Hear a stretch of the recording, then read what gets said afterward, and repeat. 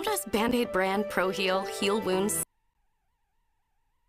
Well, it's always exciting times when Nintendo gives us real information on Nintendo Switch 2, and we have a couple pieces of news here directly from the president of Nintendo, Shuntaro Furukawa, who actually did talk about the Nintendo Switch 2. Oh, and he gave us some exciting details. He also agreed with something that I've been talking about for a long time, about how if they did decide to unveil something, it wouldn't impact holiday sales. These are his words, not just mine. So this is pretty crazy. And also, we have a new data mine of Nintendo's playtest that revealed a couple of features as well for Nintendo Switch 2. So look, you guys could tell me that you're tired of Switch 2 content. And you know what I tell you? Too freaking bad, because Nintendo's giving us information, everyone. If you're enjoying all the Switch 2 stuff and you want to tune into our podcast tonight and everything else, go ahead and subscribe to the channel. Let's go ahead and dive right in because, hey, Nintendo dropped this document, all right? This document was from their financial meeting yesterday. This is where they actually met with investors. And we have this future outlook section that I find to be really interesting. So this is an update to when they originally told us that there was obviously new hardware coming years ago. And it says here, you see value-added services, Nintendo account, coming forward from the Switch to the integrated hardware software successor to Nintendo Switch. Now, here's what it says in this document. These are Shuntaro Furukawa's words. Until Nintendo Switch, there was no easy way to have consumers purchase and gameplay histories carry over across platform generations. As a result, our relationship with the consumers was interrupted when a new system was purchased. The introduction of Nintendo account made it possible to tie consumers' history to their personal account, enabling Nintendo to maintain a continuous relationship with the consumers across platform generations. We have communicated that we plan on making an announcement regarding the successor to the Nintendo Switch during this fiscal year. This is not the announcement. They're just reminding you that they have an announcement for the platform coming up. We believe that it is important for Nintendo's future to make use of Nintendo account and carry over the good relationship that we have built with the over 100 million annual playing users on Nintendo Switch to a successor. Thus, we will make Nintendo Switch Online a service based on a Nintendo account available on the successor to Nintendo Switch. And what's exciting about this, of course, is we've had virtual console dating all the way back to the Wii. So Nintendo's been trying to bring us classic games ever since the Wii, but every generation, be it Wii, Wii U, DS, 3DS, and Switch, they've had to reset the library every single time. Technically on Wii U, you could port over the Wii one and boot it in Wii mode. It was very finicky, but essentially the Wii U, like if you're just on the Wii U section of the system, you couldn't access that content. You had to repurchase it. They had to re-add the stuff. It was very finicky. For the first time in Nintendo's history, their classic library, their NSO features are forward compatible. So that means day one on Nintendo Switch 2, you are going to have access to all that classic games and all the value add that they've already put into the Nintendo Switch Online service. Maybe even the music app. He doesn't bring up the music app being added to the Switch 2 here, but I would venture to guess that that app might be coming to Switch 2 at some point. But here's the thing, Furukawa wasn't done. When we go back to this document and we scroll down, we see this. This is huge. Nintendo Switch software will also be playable on the successor to Nintendo Switch. Furthermore, Nintendo Switch software will also be playable on the successor to Nintendo Switch. In addition to being able to play Nintendo Switch software they currently own, consumers will be able to choose their next purchase from a broad selection of titles released for Nintendo Switch. Further information about the successor to Nintendo Switch, including its compatibility with Nintendo Switch, I explained today, will be announced at a later date. And then if you go down, there's no more, this just talks about how they're utilizing their cash and where all their money's going to building assets and strengthening the company and building their new headquarters and all that stuff. And also in there, we got confirmation of something Brazil noted, that Nintendo had started a third-party initiative to get more games coming over. And in this document, it actually also confirms that Nintendo is working on a third-party initiative to get a bunch of games over. So yeah, basically Brazil looks like he's on fire. Speaking of PH Brazil. He did mention that since Nintendo didn't put the clarification in there, that this does include physical backwards compatibility. So while that's not coming directly from Nintendo, Nintendo just says it will be backwards compatible. Technically, if you're backwards compatible both ways, you would just call it backwards compatible. You wouldn't have to clarify that. So you can argue Nintendo did confirm that, but just to clarify, Brazil said it does include physical backwards compatibility. So that's also really exciting. And here's the thing, Nintendo didn't just leave it to that document to tell us what's up. They also went ahead and jumped out on Twitter. A lot of you guys have already seen this tweet. Here's it in Japanese. Here it goes. So this is Furukawa. At today's corporate management policy briefing, we announced the Nintendo Switch software will also be playable on the successor to Nintendo Switch. Nintendo Switch Online will be available on the successor to Nintendo Switch as well. Further information about the successor to Nintendo Switch, including its compatibility with Nintendo Switch, will be announced at a later date. So just re-clarifying all the stuff we went over. But we're not done, because Furukawa had more to say. In this document here over on a Japanese news website, there is a quote in here from Furukawa that says the following. We do not believe the reveal of the Nintendo Switch successor will affect the sales of the Nintendo Switch. Guys, I've been telling you that this whole time, that I don't think Nintendo actually thinks it's going to impact the sales of Nintendo Switch in any way possible. But, you know, a lot of you guys disagree. A lot of you guys think there is something to be had here. Now, I've been saying this whole time that I don't think that is anything we need to worry about, but we actually have some additional details thanks to a data mine of the Nintendo playtest. You can see here over here on the Gaming Leaks and Rumors Reddit, NSO data mining reveals 4K resolution option, which we already kind of knew that based on a lot of other information and leaks out there, and support for mesh shaders. So Blue Sky user WaterTune has data mined 4K resolution instructions and support for the mesh shaders from the latest Nintendo Switch Online playtest software. Since Switch hardware does not support mesh shaders, this is just another breadcrumb leading to Switch 2. Necro Felipe also mentions it, and as we load up Blue Sky here, you're going to see what confirms it. Now, in case you're wondering here, mesh shaders are a new geometry pipeline that replaces Vertex shader stage with two new programmable stages, the object shader stage and the mesh shader stage. Long story short, for how this actually functions, mesh shaders can output triangles by themselves, avoiding a trip through memory. It becomes a massive performance saver over the Vertex shader system. Big thing to also remember here is that this capability was added with the 2000 series of NVIDIA graphics cards. So this is a technology that just wasn't even available to even use on Nintendo Switch and the Tegra. So obviously, if they're basing it on Ampere or higher Lovelace, that's going to have mesh shader support. All modern GPUs have mesh shader support, so it just helps modernize Nintendo. Not really a shocking thing, but still important. So that's a lot of information brought to you guys here, both from data mines and from Shintaro Furukawa.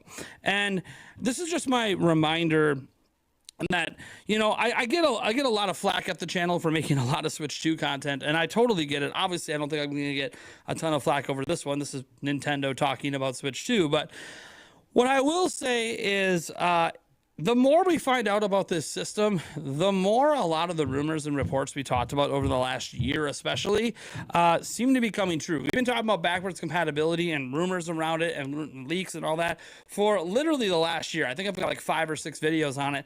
Turns out all those videos were correct. All those insiders were correct. The information was correct.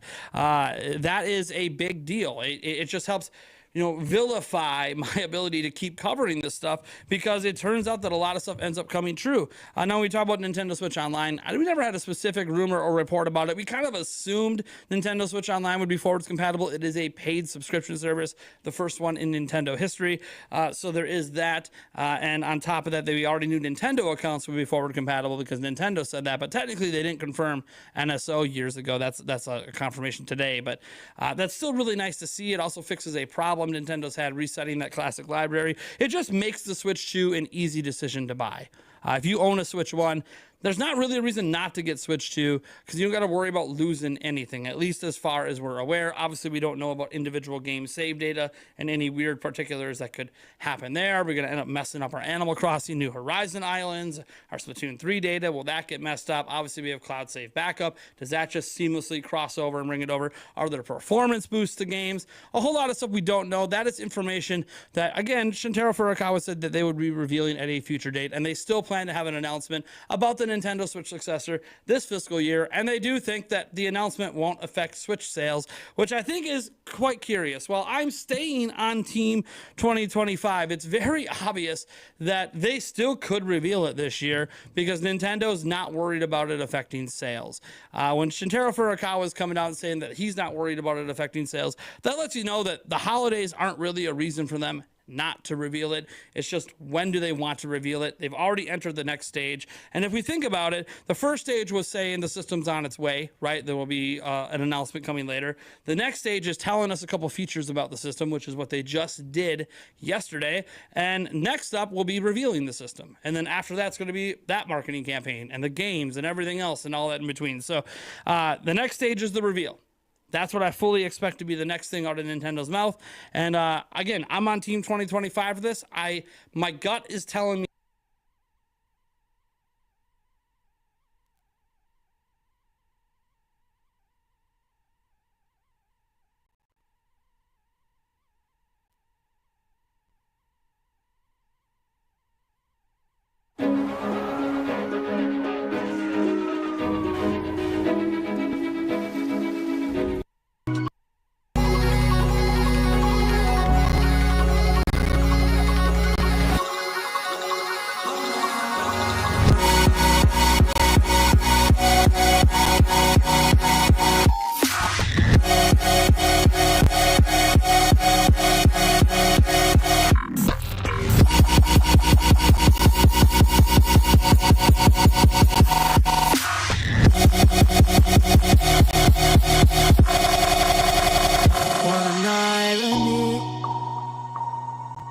my mirror shows the other side of me. All these one.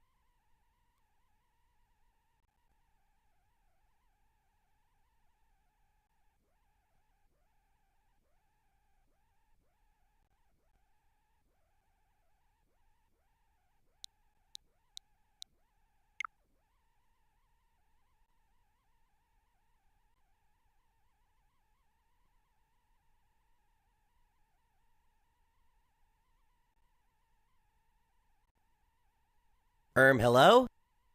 Hello? Is this 1B? I've got an order here for a one nothing burger with no happening sauce and a side of lies. When it comes to internet kino, sometimes there are just slow days. It's a sad, inevitable fact that there are going to be days without any drama or spurgouts or anything. On days like that, I usually lay in bed, I kick my feet in the air, and watch my favorite YouTube channel, SoyTube Kids. My personal favorite of theirs is called 5 Little Chuddies Jumping on the Bed. It does get me excited, and it also can calm me down at night when it's time to go beddy bye. But as much as I hate to say it, even SoyTube Kids can get old sometimes, you know? Especially when they're not uploading new videos. Post, please!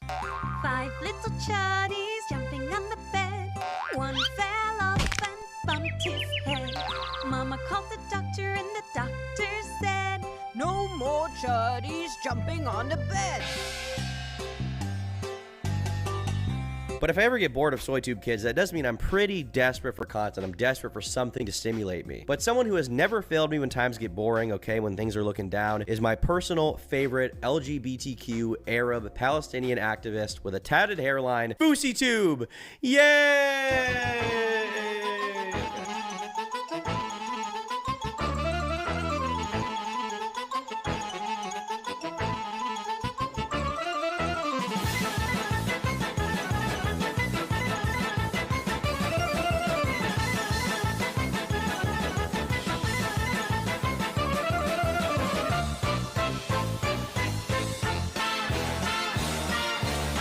Throughout the first half of 2024, my heart was broken because Fousey was nowhere to be found. It was a real tragedy because, you know, anytime I would go online, I would just basically check every morning to see what kind of wacky hijinks he was up to. Thankfully, though, back in June, he did release a bit of a mental health update with a giant wall of text that I refuse to read out loud, but the TLDR is he was at a low point. Now, some may call my attitude somewhat callous towards Fousey, and frankly, I would agree. I am a sociopath. I feel no empathy, but at the same time, when it comes to Fousey, he goes through a classic kind of cycle we've seen probably 20 times before, where at first he comes online, he's getting attention. Secondly, he gets kind of a massive ego boost from that popularity spike. Thirdly, his ego gets way too big and he starts acting insane. Fourth, he has the consequences of his actions where he crashes out on live stream and it's a real disaster. And then he hits rock bottom again. And it's just too many times to count. Like at this point, it's literally a cycle he repeats once a year, once every 6 months. Along with this wall of text, Fousey also posted a photo of what looked like him in a hospital, and it was possibly him getting his bald head massaged. I was kind of curious about that. Didn't really make sense to me what was going on there, but you know, I would massage it. I'm not saying I wouldn't. But what made him crash out to the point that he was getting his head massaged in a hospital by some Puerto Rican man? How did that happen? I said grab my security 20 minutes ago! I was on my cell phone? No, I was just turning the GPS on, I swear. Look, I have a Tesla right here and I put it right here. I promise you, may God strike me down. Fousey's actually been to mental health facilities and psych wards multiple times, so a lot of people assume that after he posted this little update wall of text, he checked into an actual clinic to get better, but he actually did the exact opposite and announced that he would be returning to streaming in June.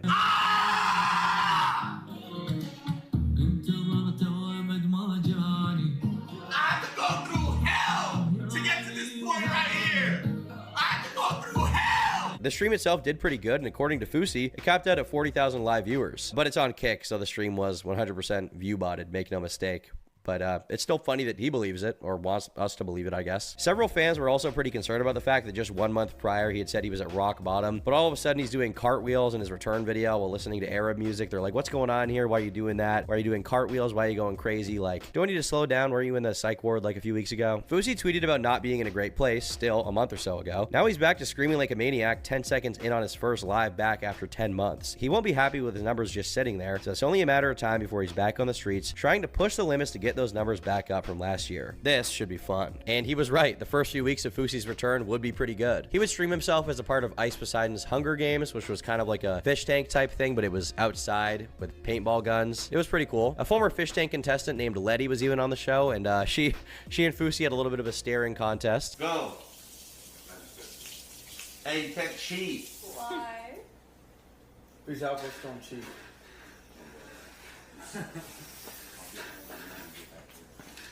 Stop. Only bathers cheat. You blink. What's that? The quality of this was much, much lower, and it was kind of hard to follow, but Fousey thrived in this environment. Roaming around in the wilderness in his natural habitat, he's a lion, okay? Hear him roar. You're beta as fuck. I'm an alpha. I'm a lion. In fact, everyone was so impressed with Fousey's alpha male lion dominance that he even got invited to a threesome, which you don't see every day, but good for him. If it was with another girl that was into it, that'd be cool. You don't do MMF threesomes, or you've never? Never had. Oh, really? Oh, I think it'd be a fun time. Yeah? Yeah, why not? Would you invite me? Yeah, I guess. Yeah, if you would do it, yeah. Now at this point, Fousey would also start doing 24/7 marathons, or as I like to call them, Fousathons. The name pretty much explains itself. He would fire up a stream and then stream nonstop and never turn off the camera. Even when he was sleeping, he would film himself snoring. And for a guy like FouseyTube, depending on how you view him, it's either a great thing or the worst thing in the world. In terms of being a content machine and constantly doing stupid shit, it's great. There's no complaints there. If for some reason you actually care about his reputation and you want him to repair it, then that's probably a bad thing. But keep in mind, his reputation has pretty much been in the sewer for almost a decade now, so it's not really coming back. It's pretty hard to go lower than he already has. Fousey would also collaborate with Ice Poseidon past that point, doing some IRL streams, and there's a lot of great highlights here, but my personal favorite moment was when he he accidentally got a trans individual on a date with him. I'm pretty sus about this. I feel like he might have known all along. It's, I don't know. His background isn't faking pranks, so it would make sense. And Fousey himself is a pretty zesty guy, as we all know. So I don't know, chat. I don't know. I think he might have loved it. Have you guys always been women? What? You're All right. I mean, I'm just curious. I don't know. It's LA after all. Don't worry about it. Cheers. Cheers. Get me out of here. I'm gonna make them sit in this feeling that we're in right now. But it didn't take long for Fousey's mental state to start slipping through the stream, and he started going on a sort of call-out spree. First out, he called out very beloved, non-controversial kick streamer Neon, saying that Neon needs to watch his back while he's sleeping. Watch your back while you're sleeping. Oh. Watch your back when you're outside. Watch your back when you're in the toilet. Watch your back when you're in bed being spooned by Sam Frank. Oh no. But he wasn't done, okay? He freaking called out Aiden Ross and Sneeko about something. I'm not really sure. It's kind of hard to tell what's going on. It looks like he's just kind of having the average FouseyTube chimp out, but who knows? All I know truly is that pre-workout is one hell of a drug. Buddy looks amped, and personally, I enjoy it. Fuck, Nick's not here with the fucking camera. God damn it, man. And then when I yell at my team, oh my God, he's lost his shit, be humble. Then why the fuck on the biggest stream of my fucking life am I by myself with a guy I just met today who's never held a camera in his life on my Samsung? These too many freakouts would come to an absolute peak the next day when his manager would tweet that he had gone missing and people didn't know where he was. He even put SOS in his tweet, which is like, it's a little funny. It's like SOS, smoke signal, FouseyTube is missing. He's on an island somewhere. He's in fucking Castaway. The juice was officially loose. I like to. Here at Old Smoky, we pride ourselves on innovation. Come on, raise the jar. Imagine Fousey like sprinting around the city naked while his manager's trying to find clues of where he went next. But thankfully, Fousey's management would come around and post an update a few hours later. Family ran a wellness check. No one's home. Suitcases are gone. Car and garage. $1,000 withdrew from a San Diego ATM early. So not that thankful after all, is it? But rest assured, if anybody was worried about FouseyTube and his whereabouts, it wouldn't be long before Fousey's manager posted a new update saying that FouseyTube finally texted him back and everything was safe. Everything was okay. He was fine. He was in good spirits. Now, on one hand, Fousey definitely is mentally ill, so I kind of want to be like, giving him that credence, be like, okay, maybe he had like kind of, some kind of episode or something. Maybe his managers were actually worried, but I want to be honest. I think that anyone who thinks this is actually real is fucking retarded. I'm sorry. This is clearly fake. First of all, Fousey's entire background is in faking shit. That's like his brand. Secondly, the way he texts being like, he didn't want this statement to be public is a statement that he's trying to make to the world. Why would this text message chain be publicly posted if the fucking manager thought that Fousey didn't want the world to see it? Why does Twitter need to know? You like fucking call the police. Why are you asking Twitter where Fousey is? The police are going to figure it out. I know there's not 100% definitive proof here in a court of law that Fousey faked this, but it is my personal belief. I would bet a little bit of money on it that it was a publicity stunt to get more people watching his stream on Kick, basically. Whoa, what crazy thing's gonna happen next? Is FouseyTube even safe? Check it out, only on kick.com/bald. But after his quote-unquote disappearance, it looked like Fousey's mental state would continue to get worse and worse and worse. I don't know what room he's in this video, but it